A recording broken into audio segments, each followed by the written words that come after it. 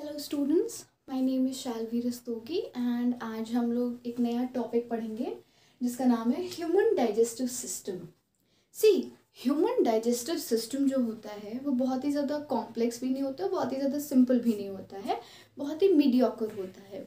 Human digestive system में हम लोग सबसे पहले जो चीज़ें पढ़ेंगे वो क्यों पढ़ेंगे, क्योंकि ह्यूमन डाइजेस्टिव सिस्टम जो होता है ये जितने भी हम फूड कंज्यूम करते हैं इसका ब्रेक डाउन करता है। ब्रेक डाउन कैसे?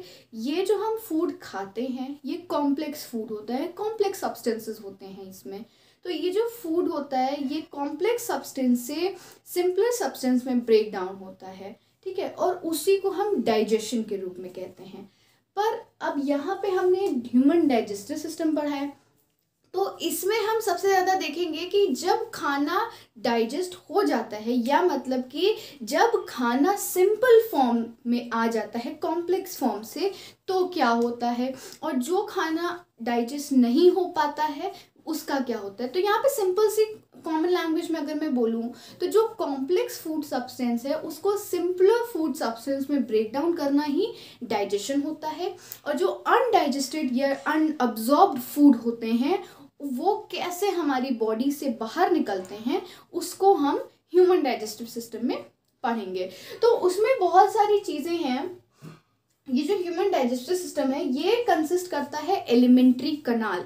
अब एलिमेंट्री कनाल क्या होता है स्टूडेंट्स? एलिमेंट्री कनाल जो होता है ये इतने ऑर्गन्स कंटेन करता है जिसमें माउथ जैसे buccal cavity, oesophagus, stomach, small intestine, large intestine, rectum और एनस होता है। ये सारे ऑर्गन्स होते हैं एंड इसमें कुछ एसोसिएटेड ग्लैंड्स भी होते हैं जिसमें सबसे पहला होता है सलाइवरी ग्लैंड, लिवर, पैनक्रियाज। अब हम लोगों ने इसके थोड़ा बहुत पढ़ा है कि ये क्या होते हैं और इसमें जो एसोसिएटेड ग्लैंड्स होते हैं वो कैसे होते हैं। अब इनको हम थोड़ा सा और डिटेल में पढ़ते हैं। तो सबसे पहले हम लोग पढ़ते हैं माउथ के बारे में। माउथ जो होता है, जैसा कि मैं बता रही हूँ कि आपको बक्कल कैविटी नाम हमेशा आप लोगों ने सुना होगा, अपने जूनियर क्लासेस में भी सुना होगा आपने कि बक्कल कैविटी होती है। तो माउथ में हम मेनली 3 चीज़ों के बारे में पढ़ते हैं। सबसे पहला होता है टीथ। टीथ जो होता है ये क्या होता है, हमारा खाना च्यू करने में हेल्प करता है। खाना जितना भी च्यू करते हैं ये टीथ के द्वारा करते हैं। सेकेंड आता है हमारा टंग।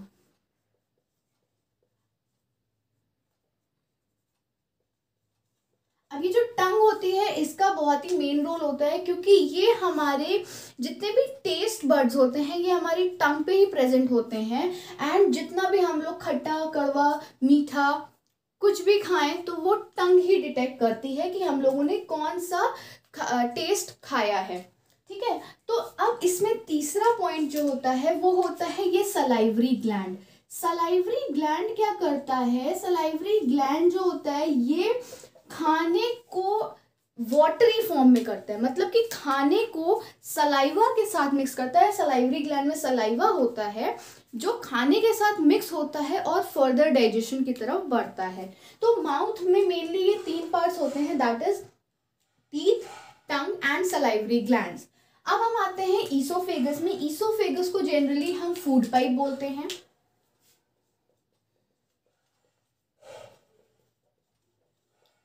अब फूड पाइप क्या होता है? फूड पाइप जितना भी हमने अपने माउथ में अभी तक खाना रखा और वो च्यू हुआ, उसका ब्रेक डाउन हुआ सिंपलर फॉर्म में, एंड देन उसमें टेस्ट बर्ड्स जो थे टेस्ट बर्ड्स ने टेस्ट अडेप्ट किया एंड देन सलाइवरी ग्लैंड ने सलाइवा रिलीज किया जिसकी वजह से उसका ब्रेक डाउन हो पाया।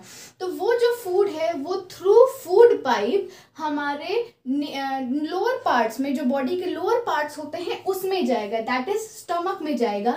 एंड प्लस स्टूडेंट्स, ईसोफेगस में कोई भी डाइजेशन नहीं होता है बट ईसोफेगस एक पाथ की तरह काम करता है। जैसे कोई पाथ पे जब कोई चीज़ मूव करती है उसी तरीके से ये ईसोफेगस है।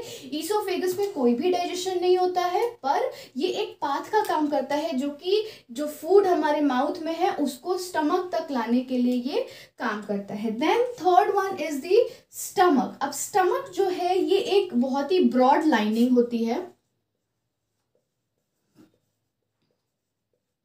अब ये ब्रॉड लाइनिंग क्यों होती है? क्योंकि इसमें बहुत सारी चीज़ें होती हैं, प्लस इसमें एसिड्स होते हैं, जैसे कि हाइड्रोक्लोरिक एसिड होता है, इसमें जूसेस होते हैं जो कि हमारे जो फूड है उसको डाइजेस्ट करने के काम आते हैं। तो सबसे पहले ये जो स्टमक है ये एक यू शेप्ड बैग होता है जिसमें खाना जो है वो 3 to 4 आवर्स रह सकता है, और उसमें जब ये 3 to 4 आवर्स रहता है तो उसमें भी खाने का ब्रेकडाउन होता है।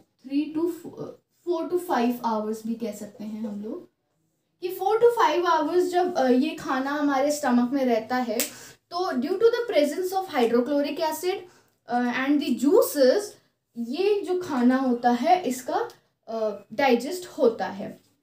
Then the next one is the small intestine. अब स्मॉल इंटेस्टाइन में भी बहुत सारे जूसेस होते हैं। इसमें जो मेन जूस होता है वो होता है पैनक्रियाटिक जूस, जो कि पैनक्रियास से रिलीज होता है।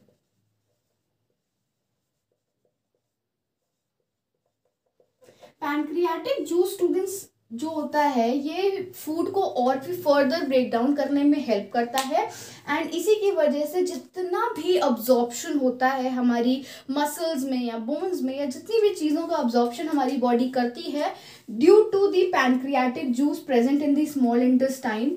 एंड ये जो इंटेस्टाइन होते हैं इसमें मेनली जितना भी अब्जॉर्प्शन होता है वो मेनली स्मॉल इंटेस्टाइन में ही हो जाता है। देन आता है लार्ज इंटेस्टाइन।